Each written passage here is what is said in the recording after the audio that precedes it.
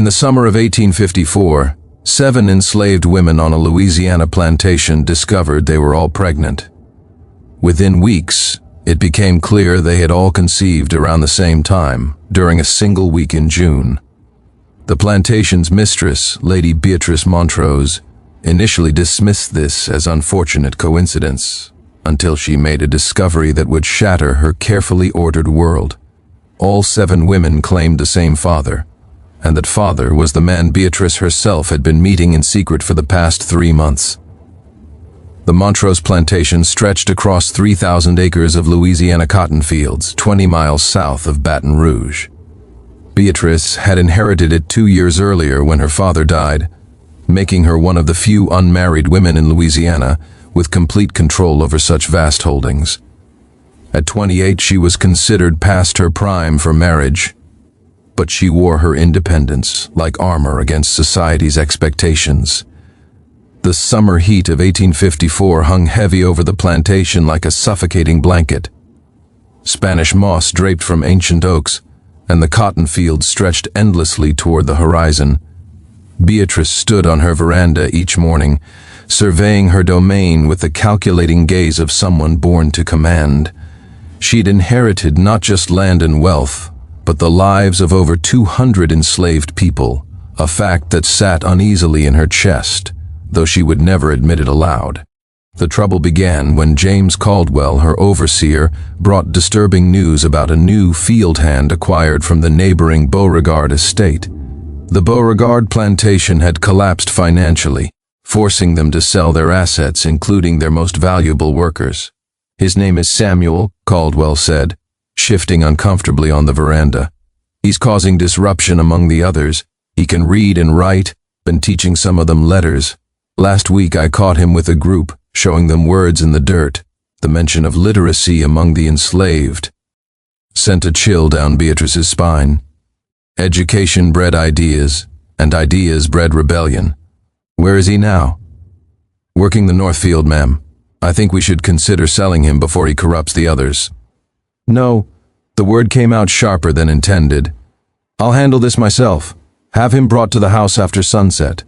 That evening, when Samuel was brought to her study, Beatrice understood immediately why Caldwell was concerned. Samuel was tall and broad-shouldered, his dark skin glistening despite the evening hour. But it was his eyes that struck her most. Intelligent, defiant, and utterly unafraid as they met hers directly. Most enslaved people kept their gaze downcast in her presence. Samuel looked at her as if she were simply another human being. "I'm told you've been teaching the others to read," Beatrice began, standing behind her father's massive oak desk. "Yes, ma'am." His voice was deep and cultured, surprising her. There was no trace of the broken English she expected. "You understand this is forbidden." "I understand many things are forbidden. That doesn't make them wrong." The boldness should have angered her. Instead, it sent an unexpected thrill through her chest. "You're walking a dangerous line, Samuel. We're all walking dangerous lines, ma'am. Some of us just choose which ones to cross." Over the following weeks, Beatrice found herself creating excuses to walk through the fields, always managing to catch glimpses of Samuel as he worked. She told herself it was supervision, but the truth was more complicated and far more dangerous.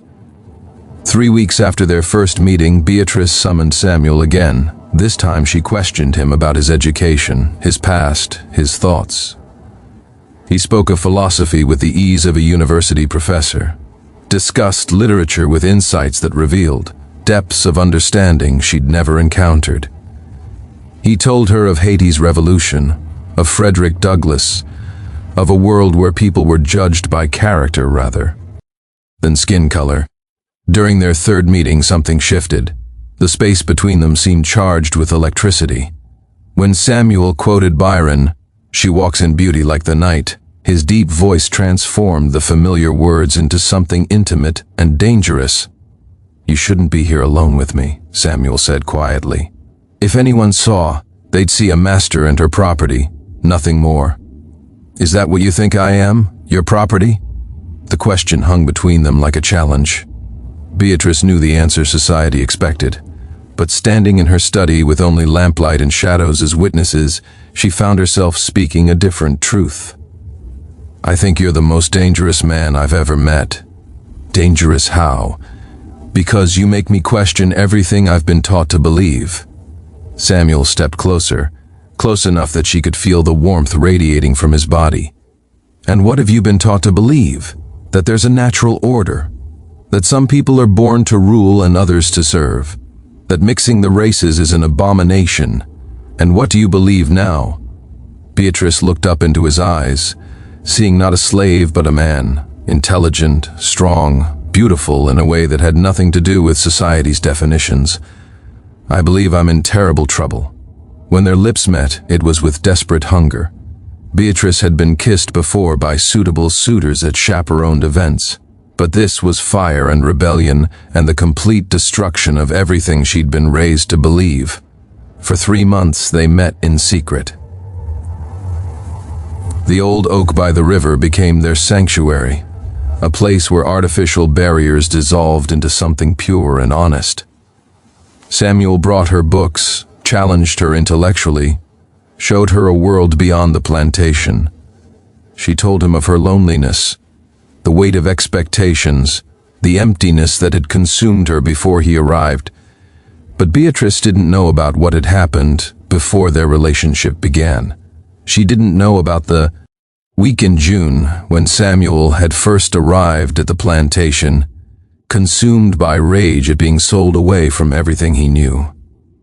She didn't know about the 7 women he had approached in that first week, driven by anger and a desperate plan for revenge.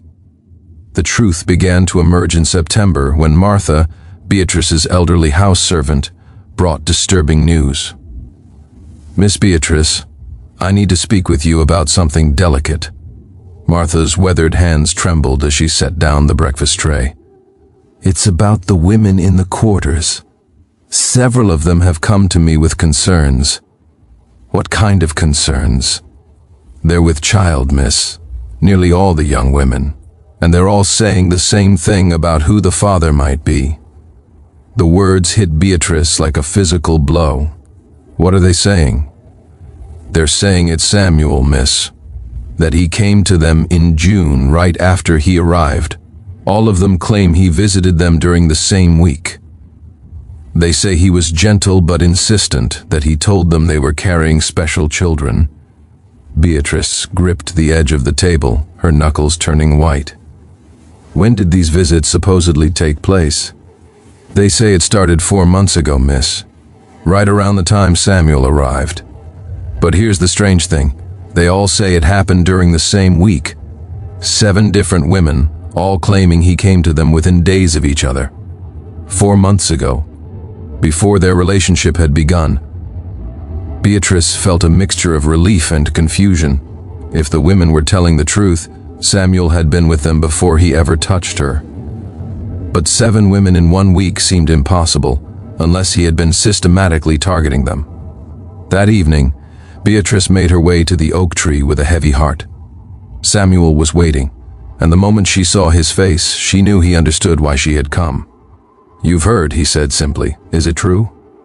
Samuel was quiet for a long moment. When he finally spoke, his voice was heavy with regret.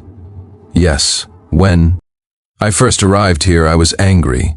Angrier than I'd ever been. I'd been torn away from everything I knew, sold like an animal. The Beauregard plantation had been my home for 15 years. To be ripped away and sold to strangers, it filled me with rage." "So you forced yourself on those women?"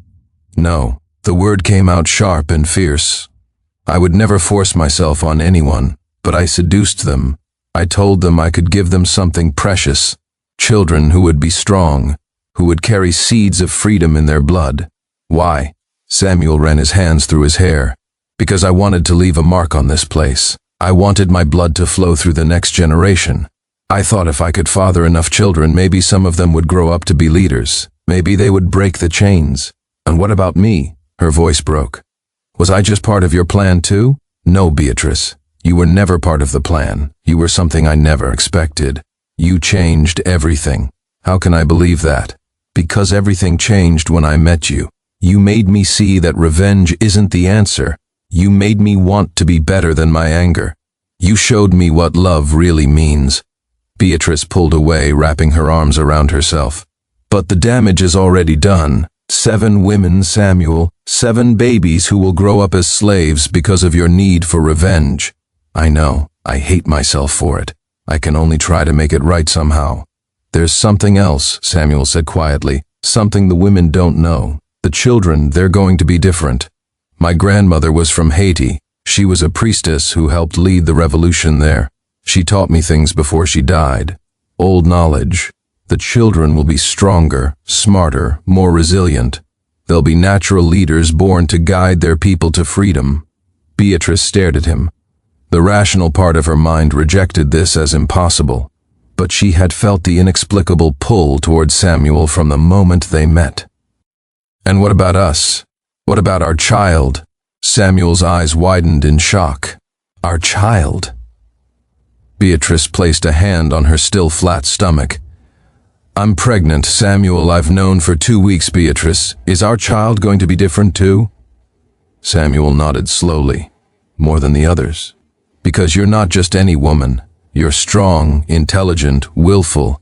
Our child will inherit the best of both bloodlines. They'll be more powerful than any of the others." Beatrice felt the world spinning. She was pregnant with the child of a man who had deliberately impregnated 7 enslaved women, a child who would supposedly possess extraordinary abilities, a child whose very existence would destroy her reputation. "I need time to think." She turned and fled into the darkness. Winter came early that year.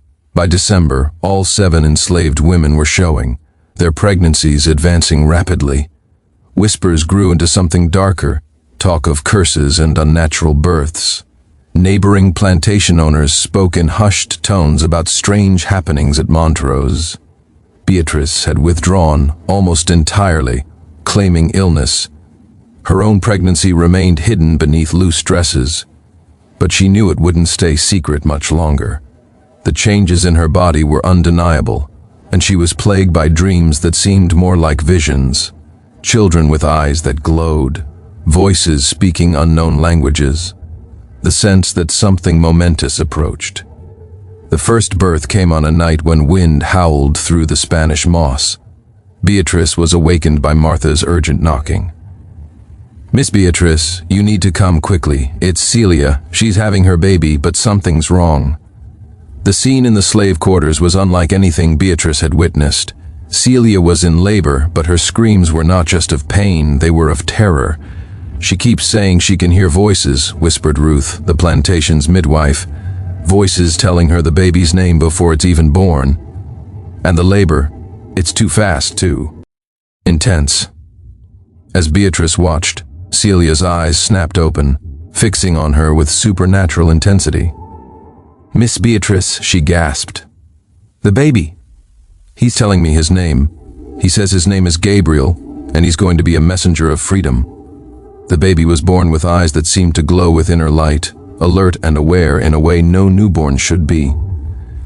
Over the next 2 weeks, the other 6 women gave birth in rapid succession, each delivery accompanied by phenomena that defied explanation. One birth was attended by a flock of ravens. Another occurred during a thunderstorm that seemed to respond to the baby's cries. Each child was healthy and beautiful, but there was something about them that made even their mothers uneasy. They rarely cried, instead watching the world with unnaturally aware eyes.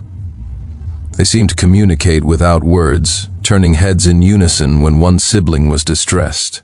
The breaking point came when James Caldwell confronted Beatrice in her study, drunk and desperate. "People are saying you've been seen with Samuel, that you're carrying his child." "You're dismissed, Mr. Caldwell." "Ma'am, you're dismissed.